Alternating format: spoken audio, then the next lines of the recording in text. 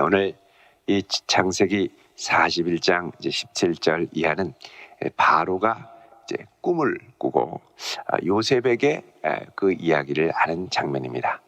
감옥에 있던 요셉이 하루아침에 졸지에 온 세상을 호령하는 바로의 통치자 앞에 서게 됐습니다. 참 놀라운 일이죠.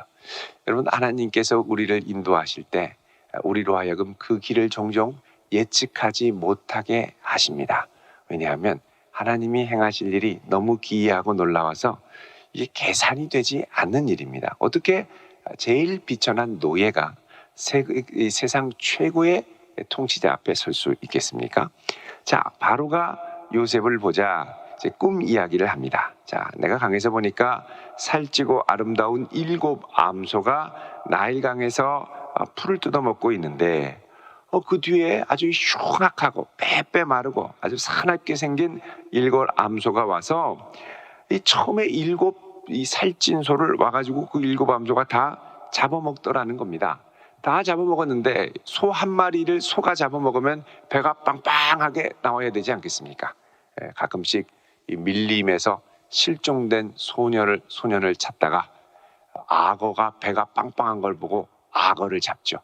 그래서 악어를 잡아서 배를 갈아보니 아이고 거기에 아이가 있는 경우가 종종 뉴스에 이렇게 토픽으로 나오게 됩니다. 우리가 이 악어 없는 나라에 사는 것도 참 감사한 일입니다. 근데 이 7 암소가 이 빼빼 마른 암소가 살찐 암소를 먹었으면 배가 터질 듯 나와야죠. 그런데 배가 여전히 홀쭉하더라는 겁니다. 21절에 먹었으나 먹은 듯 하지 아니하고 여전히 흉하더라. 깜짝 놀라서 깼다가 다시 자는데 그 다음에는 한 줄기에 무성하고 충실한 7 아주 탐실하게 읽은 7 이삭이 나오는데 그 다음에 마른 이삭이 조금 있다가 또 다시 나와서 좋은 이삭을 삼키더라는 겁니다. 자, 이거를 점술가에게 이야기를 해주고 이 애굽에 있는 모든 꿈 좀 푼다라고 하는 사람들한테 얘기를 했더니 이게 뭔지를 정확하게 말해주는 사람이 없더라는 것입니다. 자, 꿈은 하나님의 역사하심이라고 그랬죠. 꿈이 바로를 습격했습니다. 꿈이 제국의 통치자를 습격했습니다. 왜 습격했는지 해석이 제국에서는 안 되죠. 그러니까 이 애굽의 문제는 뭐냐? 하나님의 역사하심은 있지만 해석이 안 되는 겁니다. 여러분, 이 해석이 될 수 있는 게 큰 은혜입니다. 근데 해석만 되면 안 됩니다. 그 다음에 어떻게 되느냐? 대안을 제시해야 됩니다. 여러분, 해석이 안 되면 어떻게 되냐면 인생에 비판과 원망만 늘어납니다. 우리나라와 우리 사회에도 비판하는 사람들은 많죠.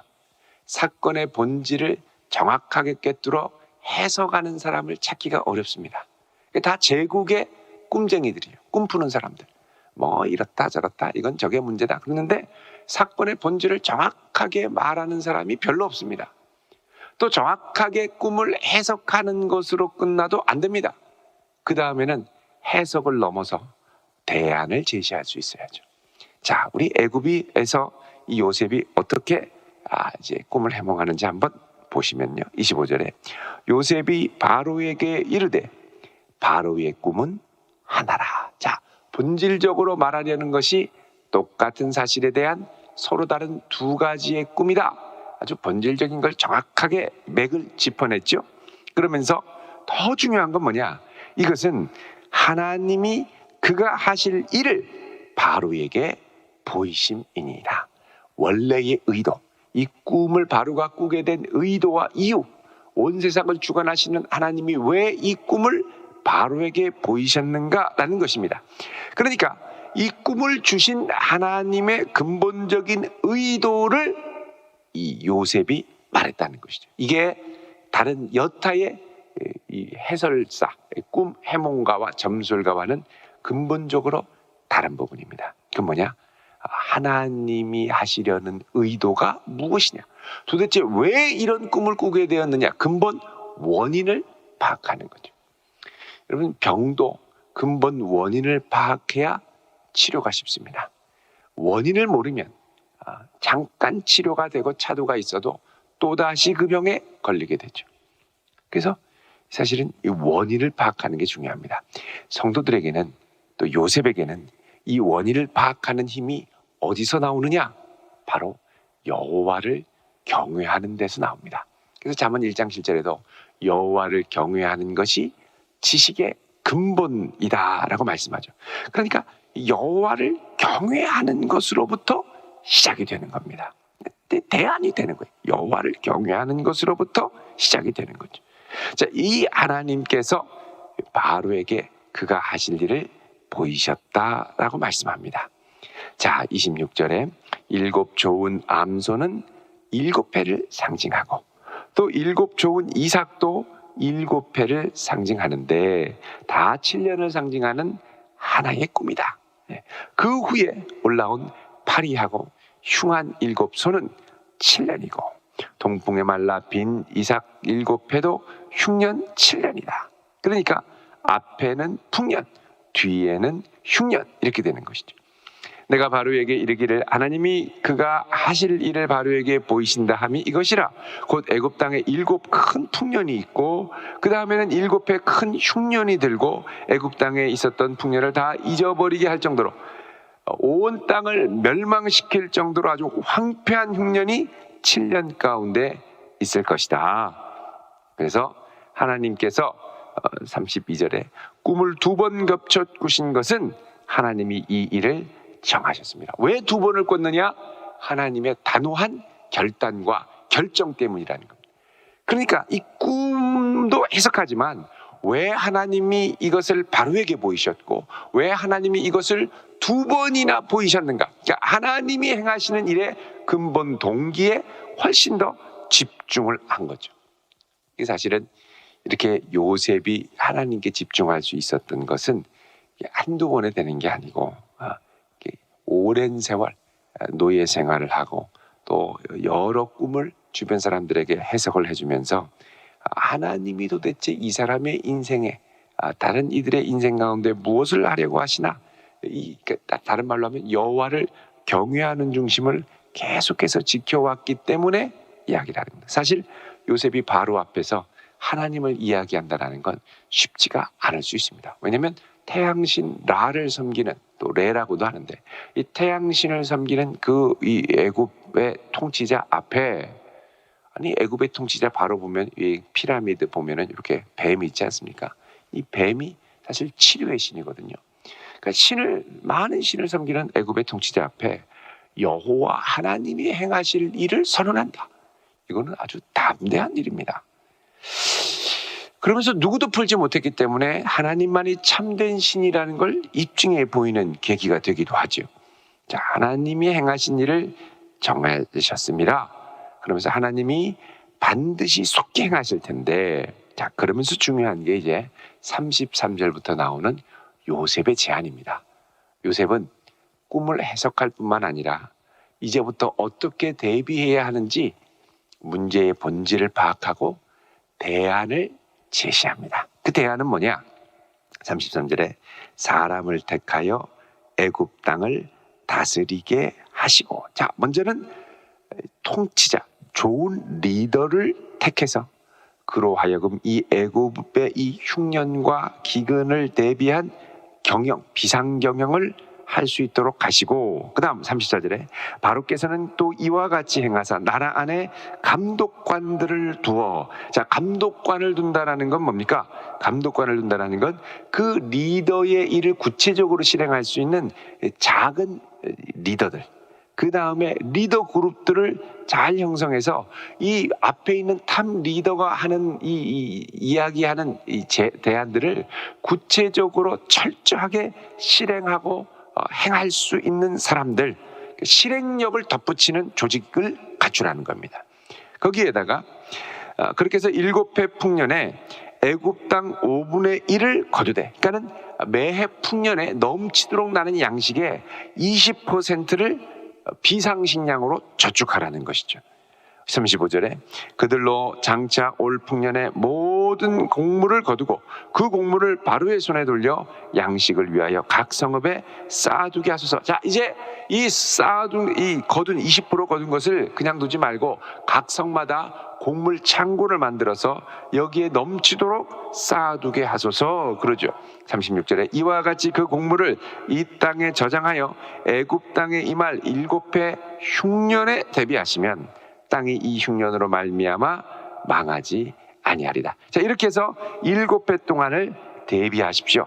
첫 번째 대안은 뭐냐? 아주 훌륭한 이 전체 비상 상황을 지휘할 수 있는 탑 리더를 세워라. 두 번째는 구체적인 실행을 할 수 있는 이 비상 계획을 실행할 수 있는 실행력 있는 조직을 만들어라. 세 번째는 뭐냐? 이렇게 해서 미래를 위해 저축할 뿐만 아니라 저축을 위한 이 구체적인 하드웨어, 곡물 창고들을 만들어서 대비를 해라. 이렇게 이야기를 합니다. 그러니까 이 요셉은 어떻게 해야 이 위기를 극복할 수 있는지, 그러니까 꿈에 대한 해석만이 아니라 문제에 대한 대안까지 제시할 수 있는. 여러분, 이거는 사실 요셉이 처음에 애굽으로 가서 보디발의 집에 가정 총무를 했던 일과 본질에 있어서 크게 다르지 않습니다. 다른 말로 하면 하나님께서 장차 큰 일을 행하실 것을 애굽의 보디발의 가정 총무를 통하여 미리 훈련시킨 것이죠.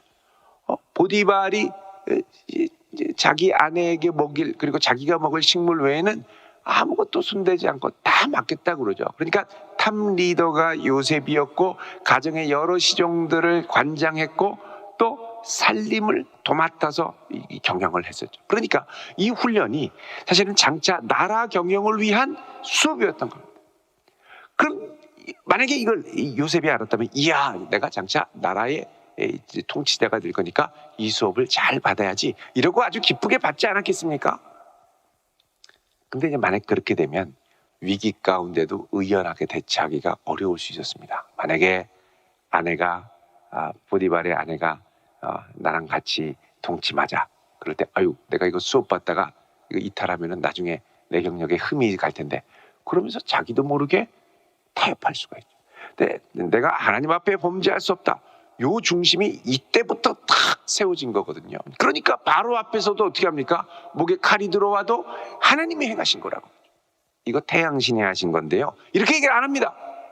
그러니까 이게 모든 지금 이 역량이 우리가 알지도 못했던 때에 훈련받았던 것이죠. 이게 놀라운 겁니다. 로버트 풀검이라는 사람이 예전에 이런 제목의 책을 썼습니다. 우리가 알아야 할 모든 것은 유치원에서 배웠다. 알고 보니까 유치원에서 배웠어요. 손 깨끗이 씻어요. 밥 먹기 전에. 줄 서세요. 다 유치원에서 배웠습니다. 선생님 말씀 잘 들으세요. 감사하다고 말하세요.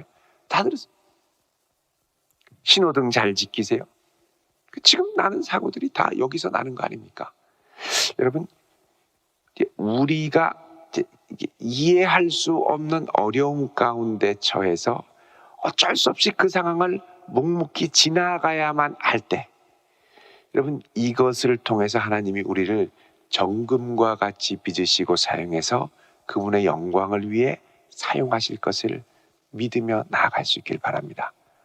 이거를 내가 보이지 않는다고 절망하고 막 집어 던지고 나를 왜 이런 곳에 보냈냐 그러고 이럴 거면 안 한다 그러고, 이게 보통 우리들의 반응입니다. 그런데 믿음이 있는 성도는 하나님은 절대 실수하지 않으시고 나를 절대 아무 의미 없이 여기에 두지 않으시고 그분의 뜻과 계획 가운데 이곳까지 인도하셨으니 나는 지금 당장 앞이 보이지 않아도 묵묵히 주께서 내게 맡기신 일들을 감당하리라. 여러분이 이 믿음을 갖고 나아가는 복된 성도 되시기를 바랍니다. 예수님께서 우리에게 마태복음에 보면 너희는 세상의 빛이요 소금이라 말씀하셨죠. 이 말씀도 그냥 우리가 소금과 빛이다 이렇게 생각할 수 있지만 이 요셉이 했던 이 문맥 흐름과 아주 유사한 점이 있습니다. 자, 우리가 세상의 빛이다, 세상의 소금이다라는 말은 세상에 대한 분석이 전제된 겁니다. 그럼 세상은 어떤 분석입니까? 세상은 어둠이 가득하고 세상은 짠맛을 내는 이가 없고, 이 세상에 대한 분석입니다. 여러분, 만약에 우리가 이 분석에 그치면 비판만 합니다.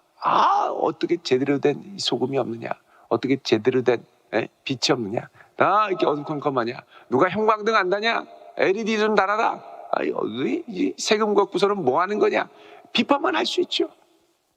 근데 주님께서 소금이 되라, 빛이 되라라는 건 뭐냐, 이 세상이 짜지 않고 싱겁고 빛이 없기 때문에 빛이 필요하고, 이 세상에 정말 필요한 건 빛이고, 이 세상에 정말 필요한 건 소금이고, 그러니까 이게 분석이고 그 다음에 해석이죠. 자, 해석 다음에 그냥 있는 게 아니라 뭐라 그러냐, 너희가 세상의 소금이 되라, 너희가 세상의 빛이 되라. 이건 뭐냐, 너희가 세상의 대안이 되라는 겁니다. 그러니까 우리는 세상을 비판하는 건 쉽고 세상이 어째 이러냐고 탄식하는 건 쉬운데, 대안이 되라고 하면 멈칫됩니다.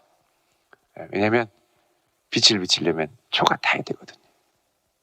소금이 되려면 내가 녹아져야 되거든요. 여기서 멈칫합니다. 그런데 내가 주님을 신뢰하고 대안으로 나설 때 주님께서는 이 대안이 될 수 있는 것조차 그 배후에 준비하고 예비하시고 공급해 주시고, 뿐만 아니라 우리를 훈련시키시고 준비시키심을 믿으시기 바랍니다. 내가 소금이 되어야겠다라고 결단하는 그곳은 이미 하나님께서 그 영역을 알게 하시고 깨닫게 하시고 준비시키시고 훈련시키셨기 때문에 소금으로 부르시는 부르심을 느끼는 거죠. 여러분, 그래서 하나님께서 우리를 부르실 때 그 부르심에 예민하게 깨어 주여 내가 있는 그곳에 소금이 되게 하시고 빛이 되게 하옵소서. 그래서 문제를 넘어 본질을 해석하고 해석을 넘어 하나님의 대안까지 나아갈 수 있는 그런 복된 성도 되시기를 우리 주님의 이름으로 축원드립니다. 기도하겠습니다. 거룩하신 아버지 하나님, 저희들을 긍휼히 여겨 주옵소서. 어그러지는 세상, 어둠이 가득한 세상에 가만히 앉아있는 것이 아니라 본질을 보게 하시고 하나님의 행하실 일에 눈을 뜨게 하시고, 더 나아가 우리가 빛이 되고 소금이 되며 대안이 되는 귀한 은혜의 역사가 일어나게 하여 주옵소서. 예수 그리스도의 이름으로 기도하옵나이다. 아멘.